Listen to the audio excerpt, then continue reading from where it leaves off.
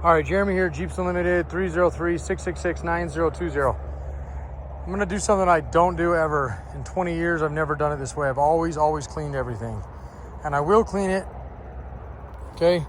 But I just have gotten so many requests the last couple days, especially with this trip coming up and just also being our prime season. We always run from January 15th to June 15th, really where we do like several hundred phone calls a day. Sometimes a little slower and I can get things done, and other times it's just one call after another, which is exactly what happened yesterday and today. And with me leaving Friday and having people waiting on some stuff, seeing how things look and whatnot. So this is what I can tell you. I'm going to show you the frame and a few frames here. So you're going to see a CJ7 frame. I got a couple TJ frames, maybe a 5 frame, and a couple YJ frames, okay? And maybe a CJ5. So we're going to bounce around. So stay with us, okay? This video is probably going to be 20-25 minutes long. It's probably going to be dark by the time I finish. It's almost dark out here. And then if you like one, what we'll do is I'll push that one up as far as washing, because I'm leaving Friday for the East Coast, or for the Midwest, I should say. Any of our East Coast guys or Northeast guys, they're coming down to meet me. At least right now, I'm as far as maybe Buffalo.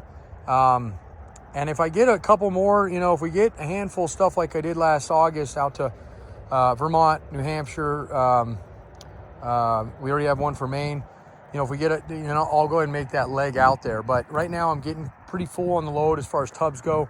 I can definitely fit some frames. So let me stop yapping here and start going through these. And I'm going to start with a 7 because that's what I told everybody. I know there's a lot of people waiting on 7 frames. So this one needs to be washed. It's got a lot of grime on it. I always like grime. And the reason I do is because it's the best way to preserve a frame. It's almost like going out to Pennsylvania and seeing them undercoat vehicles in a shit ton of oil and stuff, and it's nasty, but it works. It preserves. It just makes a mess. This isn't that.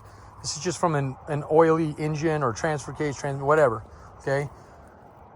This frame is a CJ7 frame. It's a late wide track frame, and you can always tell because the motor mounts, or excuse me, not the motor mounts, the shock mounts on the front are removable, and the narrow tracks. This is early 60s, but they look kind of like that. They're welded. This ones are riveted on. But okay, so if you're wondering what the difference between a CJ7 wide track and a narrow track, we have a video that shows that on our YouTube channel. You can just check that out. You don't have to look at this one, but feel free to look at this one too. So the way I grade my frames is measuring, scoping. Okay, so we do that when they first come in. We take them off when they're on the rack. They're a little bit easier to throw the scope down them. We have a little better lighting on them. I still always do it after I wash them, because you never know. That's a 4,500, 5,000, whatever it's feeling for the day, PSI, and it will blow through anything that may be weak. So I always rescope, and in this case, I would do it at the end here as well. But it's been at least scoped once, and it looked good. And almost all of this from back forward, right, all the way up, you got some dirt on it, some grime. Looks like just old looking. And then grease here, and then back to this kind of old looking, okay? I guarantee when we wash this thing, especially that Hotsy, almost all of the original black paint from the factory back in the 80s is going to be intact, or it's going to be bare metal. There's going to be very little, if anything, oxidized. If you're going to see anything that's oxidized, it's probably going to be up by the brake stuff, because it's where the paint's peeled off. And we don't introduce anything as far as elements go to our frames, our steel out here, because we don't have salt on the roads. So what does our metal do? It just oxidizes, essentially is all it does. So yeah, if you left it in a snowbank, a bare frame for, a while out here, it would eventually start rusting. But most people don't do that. Although there's a frame right there that was kind of like that. We'll talk about that one here in a minute. That one's got a better video of it too. So without further ado, everybody's on CJ7s. There's always a place on a frame, in my opinion, anyway, unless it's a C channel, and these are kind of unique because they don't trap anything in them, so they don't rust very bad. These are fully box frames. You want to know what that is? It just means they take literally 2 C channel, and I mean, it's not just that. I mean, right? It's different thicknesses and whatnot, but essentially they stick them together, weld them together, and you have now a box frame. And this is box in the front, C channel in the back. If you ever hear somebody say, hey, you got to box your frame in, usually that's what they mean. Now, there can be different meanings for that. I'm not going to get into it on the XJ unibodies. There's There's different meanings when people use that in other Jeeps. But in these ones, that's usually what they're meaning.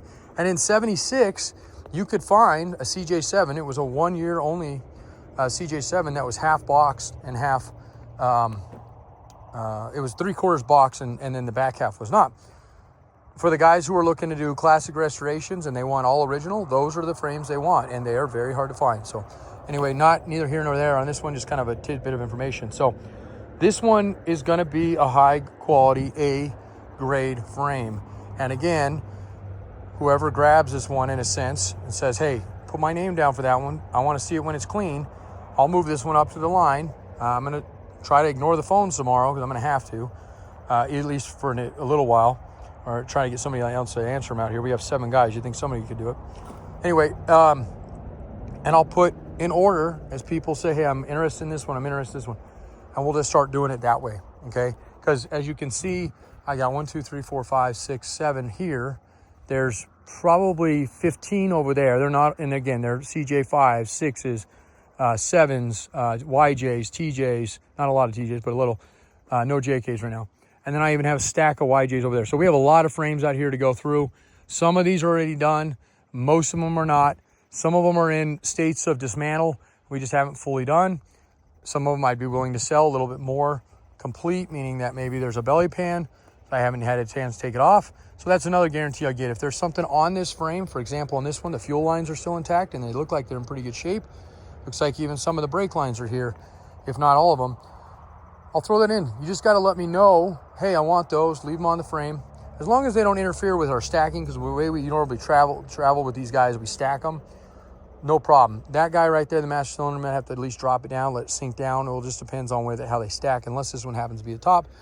And it just depends on the order they come off, right? So the top of the frame stack, usually we go 6 or 7 high. Then in that case, just keep this in mind. I'm only going to say this once. I'll probably tell you on the phone as well.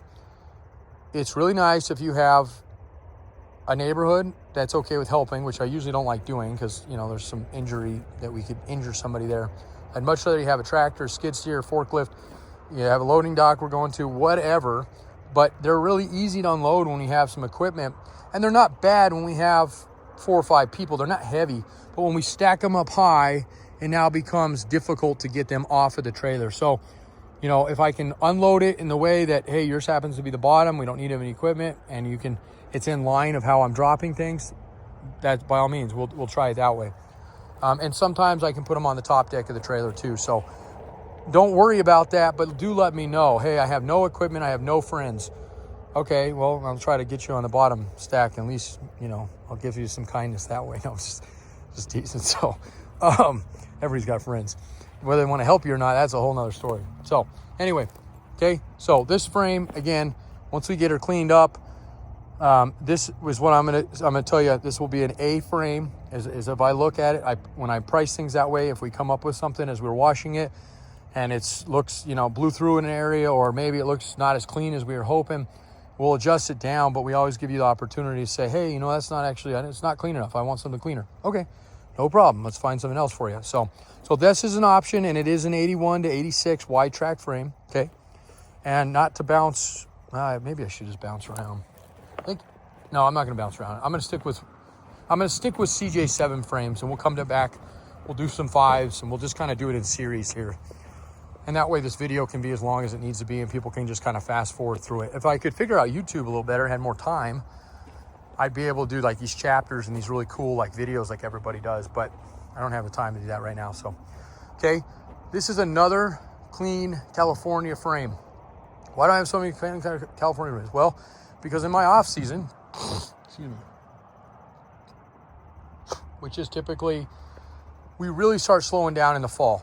And my wife happens to be from California. So what do? I go back to Cali and I start picking through, hopefully full Jeeps, but sometimes yards, and sometimes, a lot of these yards aren't even listed online. These are, hey, Old Smoky down the road's got 40 acres of Jeep park. It's not like that. I wish it was like that. It would be amazing. But, it's a word of mouth thing. A lot of people call us and say, hey, I started a project. I didn't end up finishing it. That was actually, in this case, we have 2 of these right now that we bought, and they were full Jeeps. Both, one was an 86, one was an 85. This was an 86. It was a bright yellow Jeep. Matter of fact, go back on our YouTube channel. You can see this thing was in its glory days complete. You probably go, what the heck did you part it for? Well, one of my guys screwed up on a tub cell, went to Texas, and was on a different tub, and he told the guy 76 to 86 would work. It was a new guy, and well, I told him better anyway. But anyway, it's not necessarily true. Yes, they'll bolt on, and yes, you can make them work, and they're not hard to make work. But if you're using certain doors, and I tell people this all the time, doors, the late doors don't play good with the early tubs. The early ones you can kind of make work, the doors on either or, but you can't use the paddle doors very easily on an early tub. And we happen to send them an 80 tub, which I happen to still have the tub. I paid for the freaking thing to come back here and ship them a new tub, and the only tub I had was on this frame. It was a painstaking lesson, Mr. Hubbs did, and unfortunately, that's not what canned him. It was something else, but anyway, we're still buddies, so it is what it is, okay? Couple things on this frame. This one, and I had the tank for it. The cross member back here was a little jacked up, and they bent this rear shock post that's kind of bent. That's what it should look like, nice and straight. And this one's kind of bent out here, and it's even kind of pulled away. The good news is super easy to fix that, and that just needs to be banged back. I think this happened at some point in its life at a yard. I don't think it was because the tub was perfect. The axles were perfect. Matter of fact, this one had the 44s, the infamous 44 rear, which was really, really rare. I happen to have one of those right now too. But anyway, it looked like from the, and it was one of those oversized steel, a poly tank with a steel 20 gallon. They're kind of hard to find.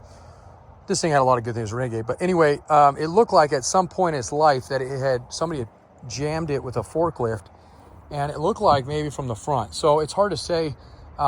When we got that, we bought it at a yard. We didn't see them load it. I mean, they loaded on a trailer, but we didn't see how they were loading it. But what it looked like to me is somebody had gone into it with forks, real long forks like you see at an auction. And when they came in, they dinged that and they dinged that because the tank took the brunt of it. It was unfortunate because those tanks are really expensive and hard to find, but it kind of jacked that up. And that's about the only thing. And everything else, again, you can look back. It looks like a Tweety Bird yellow. You can kind of see the yellow it was up there. Okay. But otherwise, this is going to be an A frame, right? And there's going to be some discounts because there's that and there's that. So not a lot of damage on it, if anything, but there is something. And then of course, this is covering up what people always want to see. So is the back half. And again, we'll get a little up close and personal, but that's beautiful, beautiful. As well as that other one we just looked at. Those are super clean. This one's got Nerf bars bolted to it. We can get those off. So unless you want them, and again, I'd throw that kind of thing in.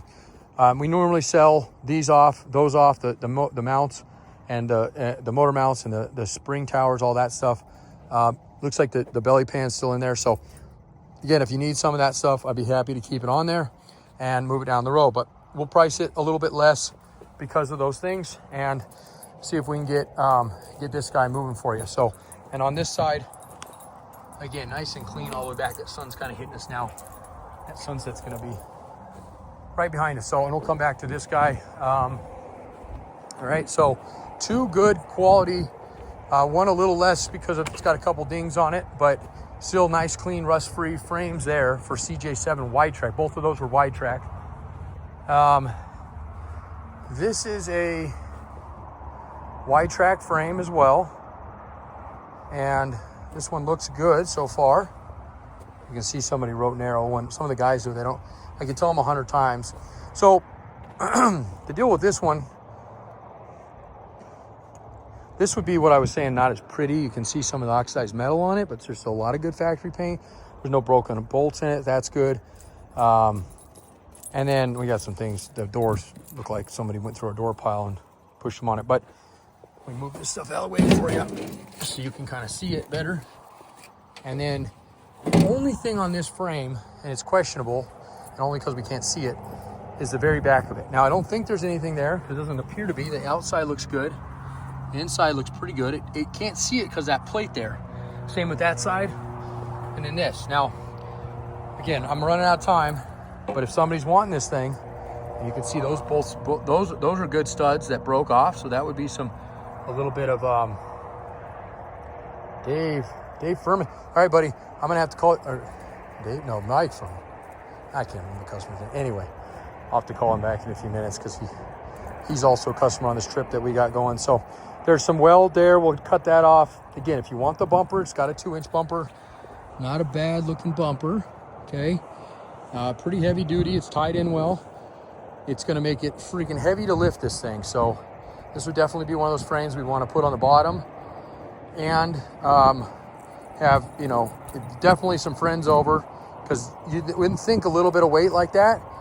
A little bit of weight like that goes a long ways when you're lifting up a frame that doesn't weigh that much, and all of a sudden it become a pain in the butt to lift. So keep that in mind. But this one, I would just say, because I can't see that stuff, well, great as it be. And if we pull that stuff because you don't want the bumper and it comes out as a day, well, you save the money on it. That's usually how we do what we call pre-dismantle, even though that's not technically a pre-dismantle. We'll give it that qualification just because of the lack of time right now.